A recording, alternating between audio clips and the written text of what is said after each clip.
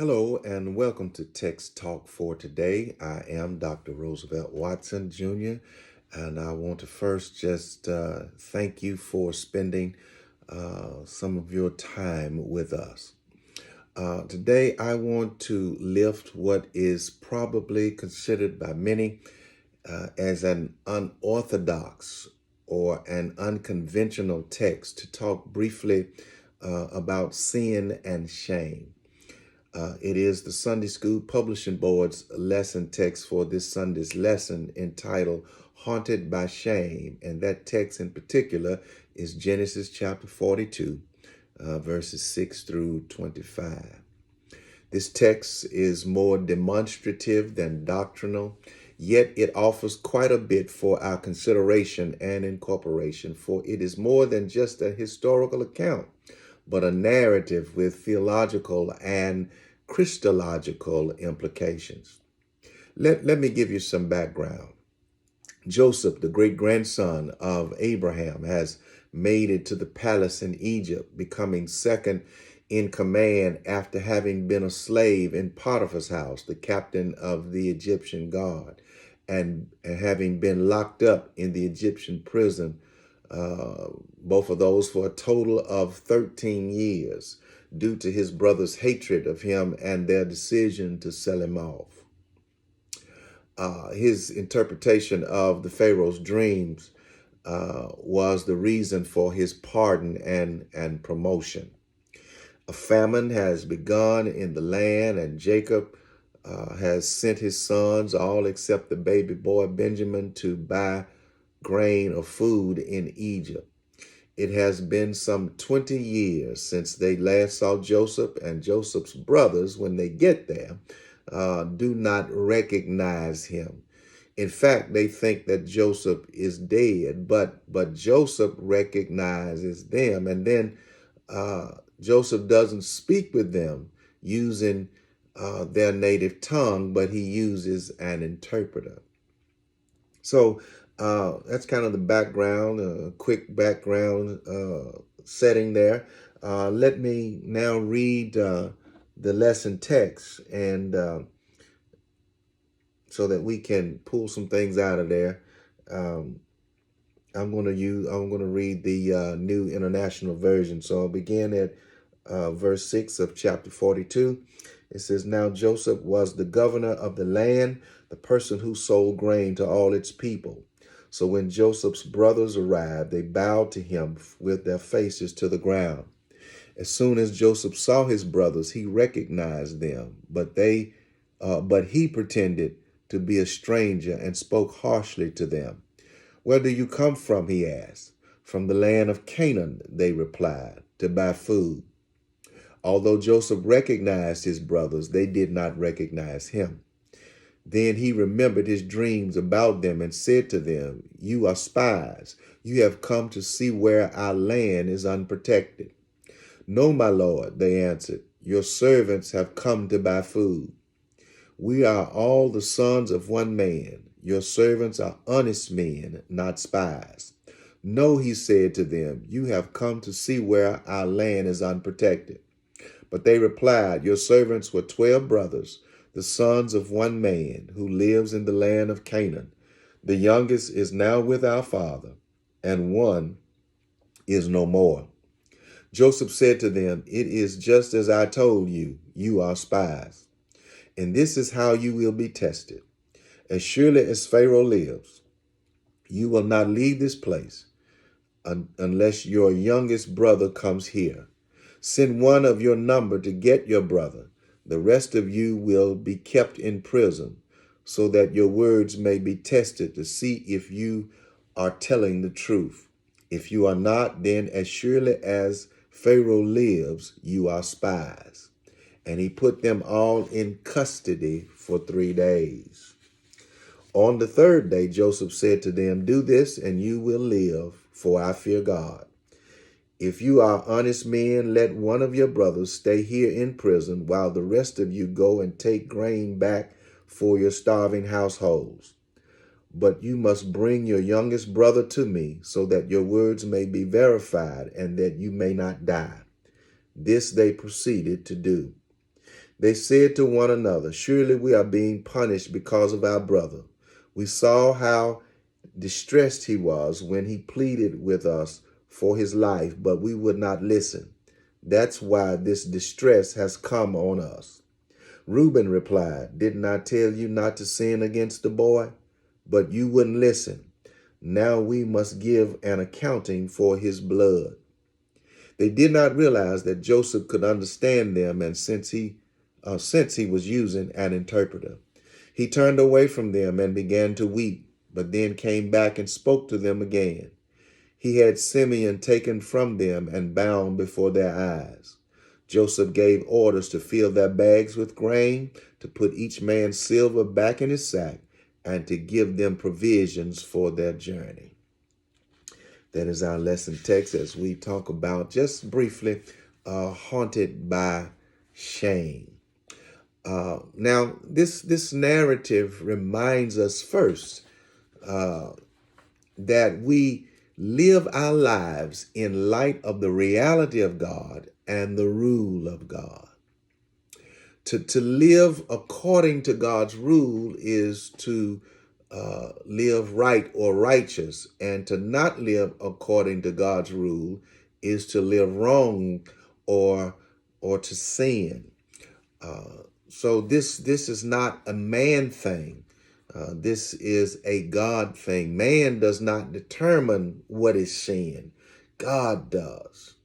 And brothers and sisters, we ought to be concerned about the rule of God and what he considers sin.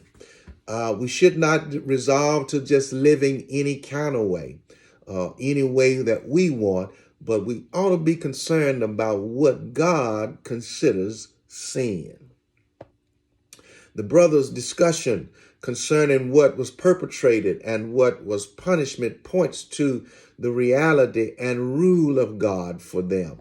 They saw the punishment as being administered not by the Egyptian governor, who is actually Joseph, but by God for their having displeased him.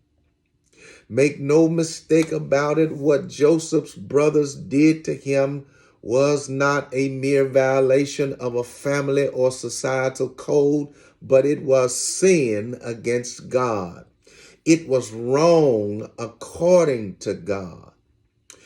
They concluded that they were being punished. Listen, you just heard the text read. They concluded that they were being punished because of what they did to Joseph, selling him off, and then now assuming that he was dead, lying to their daddy, saying that he had been killed by a wild animal, and now that his blood being on them, being required of them, they're having to pay for killing him. And so we are reminded afresh that any mistreatment, and this needs to be said, especially in light of what's happening in our day and time, any mistreatment of our family or our fellow man is sin against God. I don't care how you try to rationalize it. I don't care how you try to justify it. Any mistreatment of our family or our fellow man is sin against God. And with that, God is not pleased. In fact, we are to, the two greatest commandments are to love God with all your heart, mind, soul, strength, and to love your neighbor as yourself. We cannot love God and harbor hatred against folk for them being different than us, for their ethnicity, for their race, for their religion, for their sex, for their social status, for their sexual preference. No reason that we can come up with is reason enough for us to be able to justify mistreatment of them. For any mistreatment is sin against God. The brothers hated Joseph because he was daddy's favorite. and they hated him because he had these dreams, and in the dreams they were bowing to him. They didn't like that, but there was no cause, there was no legitimate reason for them selling him off into slavery and lying to their daddy to say that he was dead. And now it's been so many years that they have assumed that Joseph is dead. Uh, but the reality of God and the rule of God, they cannot escape it, because now they're saying, as they encounter the Egyptian governor, who is Joseph, as they encounter him, and he calls them spies and says, "You got to go back and get your younger brother." Now they're saying, "Okay, we're being punished because of what we did to our brother." But not only were the brothers cognizant of the reality and the rule of God, but as we continue to look at this narrative, and I'm almost done, I just wanted to share something briefly. We see confrontation, we see conviction, we see confession, and lastly, we see compassion. All of these are intricately intertwined, but let me address each of them.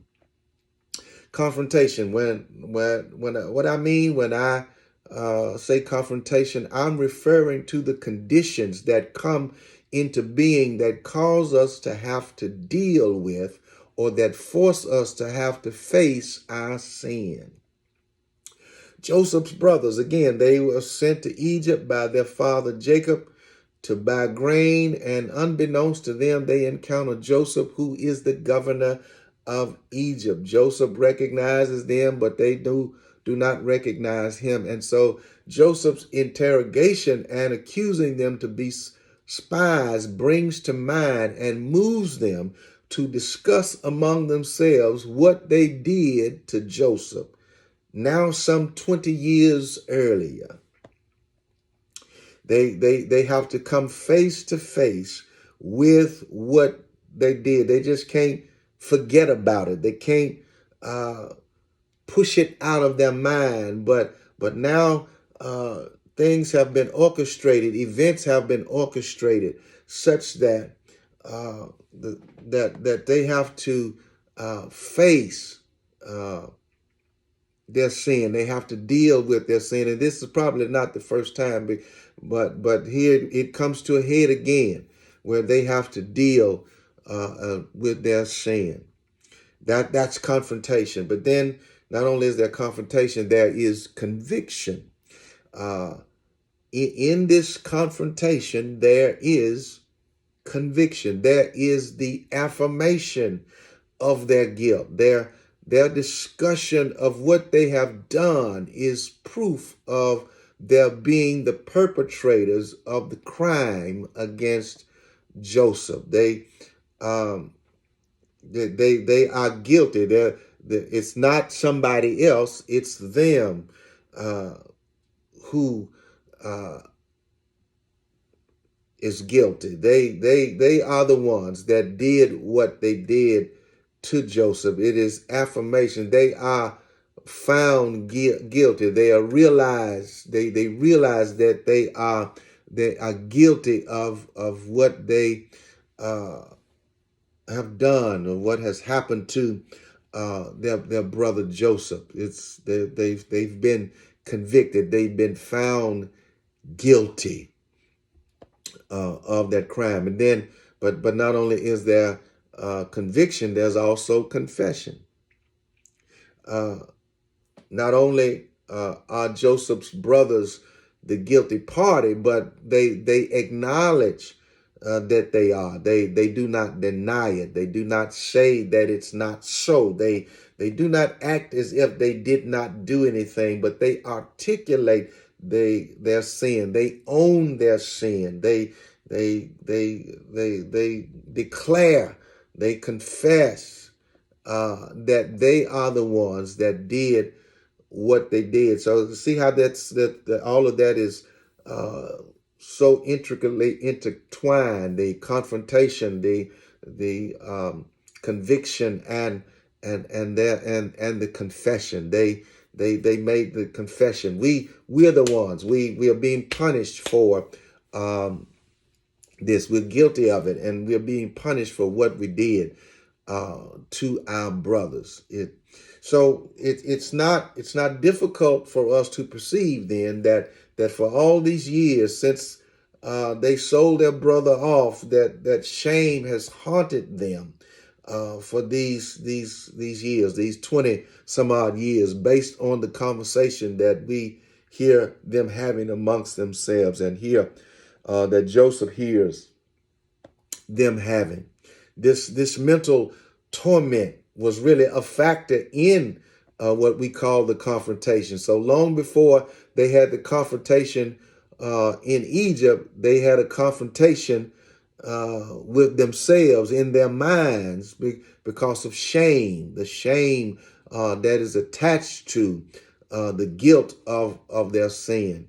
That happened with them long before they got to Egypt and stood before Joseph.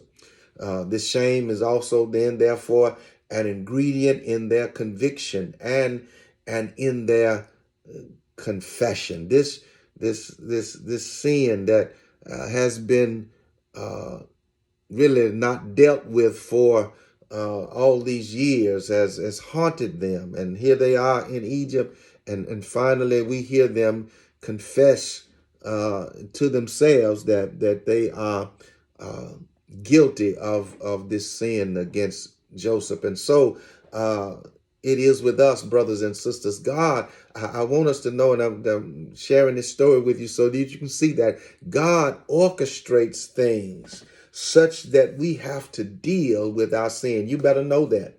God orchestrates conditions and things such that we have to deal, or we have to face our sin. We have to deal with, if with nothing else, we have to deal with our conscience. I know Johnny Taylor said, if my conscience wouldn't bother me, I sure wouldn't bother my conscience. But guess what? More than likely, for a whole lot of us, it is our conscience that is going to bother us when nothing or no one else bothers us. We have to, and all I'm trying to get over is that we can't escape having to deal with our sin. Sooner or later, at some point, we come face to face with our sin, and we are convicted. We are determined. It resonates in us that we are guilty of sin. And if we are wise, brothers and sisters, this is what we will do. We will confess our sin to ourselves and to God. Look at it. Joseph, he observed his brothers. He heard them. He discerned their heart. He heard them talk about what they did to him, and how now they're in distress, and how shame has been no doubt hovering over them and tormenting them all these years, and he discerned their heart, and because of that, and this is where the story kind of, the text kind of, the lesson kind of ends up for today, but we'll continue on next week. Because of that, Joseph had compassion.